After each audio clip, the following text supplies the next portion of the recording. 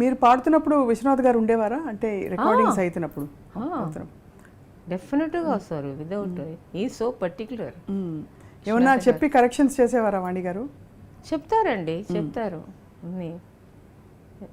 Mostly మా మహాదేవన్ గారిదే. నాకు ఫస్ట్ నేషనల్ అవార్డు తమిళ సాంగ్కి వచ్చింది.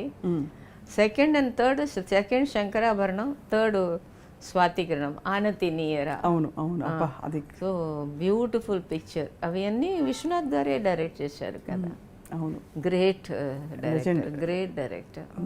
శంకరాభరణం సినిమా పాటలు పాడుతున్నప్పుడు అప్పుడు తులసి గారికి మీ వాయిస్ ఇలా అతికిచ్చినట్టు అబ్బింది, అంటే అంత ఒక చిన్న పిల్లవాడి పాడడం.